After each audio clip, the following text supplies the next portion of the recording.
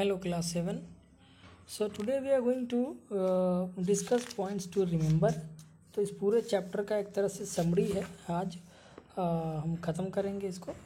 एक बार रिवाइज मारते हैं कि इस चैप्टर में हमने क्या क्या देखा है। सबसे पहले रेस्पिरेशन ये होता क्या है। It is a process by which energy is released from food. It involves 2 steps. 2 step involve करते हैं ये, external respiration and internal respiration.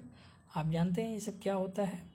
The process by which an organism takes in oxygen and gives out carbon dioxide is called external respiration, है ना। Different organism use different organs for the exchange of gases with their surrounding। हम जानते हैं और जब ये बाहर हम जो ऑक्सीजन लेते हैं और छोड़ते हैं नाक से, यहाँ पर ये एक्सटर्नल रेस्पिरेशन कहलाता है। और ऐसा डिफरेंट ऑर्गेनिज्म डिफरेंट ऑर्गन के थ्रू एक्सचेंज ऑफ गैसेस करते हैं अपने सराउंडिंग के साथ। दूसरा है कि the process by which glucose is broken down to release energy in the cells is called internal respiration. तो इंटरनल रेस्पिरेशन बिल्कुल सेल के अंदर होता है ना, और जहाँ पर ग्लूकोज को ब्रेक करके उसके अंदर से एनर्जी रिलीज कराई जाती है।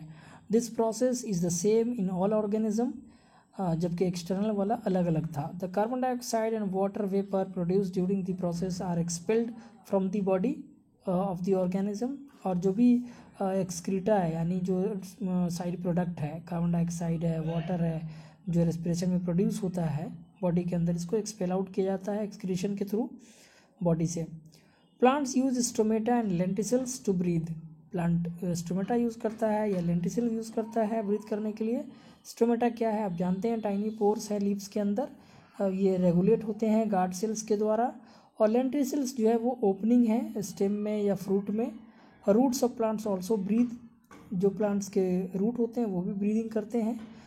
Most vertebrates use lungs to breathe. जितने वर्टिब्रेट्स हैं जिनके पास वर्टिब्रल कॉलम है वो लंग्स यूज़ करते हैं ब्रीथ करने के लिए। Fish and tadpoles use gills.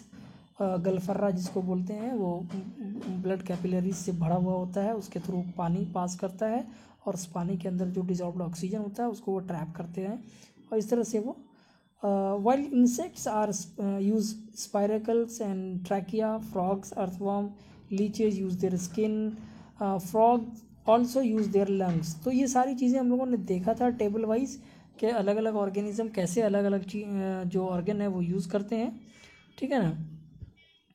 Breathing is called inhalation, जबकि ब्रीदिंग आउट, ब्रीदिंग इन सांस जब अंदर लेते हैं उसको बोलते हैं इनहेलेशन और जब बाहर छोड़ते हैं उसको बोलते हैं एक्सहेलेशन। तो so the number of times you breathe in a minute is called respiration rate. तो 1 मिनट में हम कितनी बार रिस्पायर करते हैं इसको जो है रेस्पिरेशन रेट कहा जाता है। Air enters our body through the nostril and passes into the nasal cavity. हमारे नॉस्ट्रिल से होकर के एयर इंटर करता है और नेजल कैविटी के अंदर जाता है और वहाँ से वो ट्रैवल करते हैं फेरिंग्स में, फिर ट्रैकिया में, फ्रॉम उसके बाद फिर ब्रोंकाई में, वहाँ से ब्रोंक्यूल्स में, और फाइनली सबसे लास्ट में एक बैग लाइक स्ट्रक्चर होता है बहुत छोटा सा, अल्वेवली बोलते हैं। वो एकदम छोटा सा टाइनी एयर सैक होता है, छोटा सा बैलून टाइप से होता है, ठीक है। उसके बाद हम नेक्स्ट पेज पर चलते हैं। अब देखिए यहाँ पर कहता है when we breathe in the diaphragm gets lowered and the ribcage moves outward, thus the chest cavity expands and air rushes into the alveoli to fill up the space. when we breathe out, जब हम सांस लेते हैं ना तो क्या होता है, हमारा डायफ्राम नीचे को जाता है, रिबकेज आउटवर्ड मूव करता है, चेस्ट कैविटी एक्सपैंड करती है, तो एयर क्या होता है अंदर अलवेयोली को फिलअप करता है स्पेस को। ठीक उल्टा जब हम ब्रीद आउट करते हैं डायफ्राम ऊपर को रेज होता है, रिबकेज बैक इन मूव करता है अंदर की तरफ, वॉल्यूम चेस्ट डिक्रीज करती है और फिर हवा क्या होता है अलवेयोली से बाहर निकल आता है। Alveoli are surrounded by tiny blood vessels.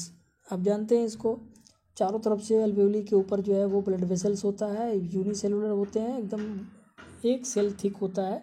Oxygen from the inhaled air passes into these combines with hemoglobin to form hemoglobin. Blood carries the oxygen to the cells from the lungs and carries back carbon dioxide from the cells to the lungs. तो इस तरह से क्या होता है, वहाँ पर जो ऑक्सीजनेटेड ब्लड है उसमें से ऑक्सीजन ऑक्सीहीमोग्लोबिन बना करके वो ट्रैवल करता है, फिर वो ऑक्सीजन सेल तक पहुँचा दिया जाता है ब्लड के द्वारा, जहाँ से वापस कार्बन डाइऑक्साइड ले लिया जाता है और फिर वापस सेल के थ्रू वो लंग्स को चला जाता है, सेल से होकर के वो चला जाता है लंग्स तक। कार्बन डाइऑक्साइड पास करता है ब्लड वेसल्स से into the alveoli and is thrown out when we exhale. तो आप समझिए, ब्लड को ऑक्सीजन मिला, ऑक्सीजन सेल तक गया, सेल के पास ऑक्सीजन दे दिया गया और उससे कार्बन डाइऑक्साइड ले लिया गया। कार्बन डाइऑक्साइड वापस अल्वेओली में आ जाता है, अल्वेओली से ऑक्सीजन ब्लड को चला जाता है।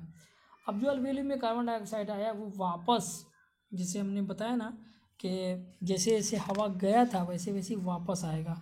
अल्वेओली से ब्रोंकाइल्स में, ब्रोंकाइल से ब्रोंकाई में, ब्रोंकाई से ट्रैकिया में, ट्रैकिया से फेरिंग्स में, और फेरिंग्स से नेजल कैविटी में, नेजल कैविटी से नोस्ट्रल के थ्रू फिर बाहर कार्बन डाइऑक्साइड बाहर चला आता है। The process by which food is broken down to release energy in the absence of oxygen is called anaerobic respiration. यहाँ पर एनारोबिक की बात किया लेकिन एरोबिक की चर्चा नहीं की है।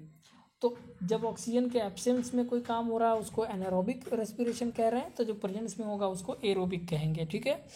Yeast and many bacteria respire this way, this process is also called fermentation.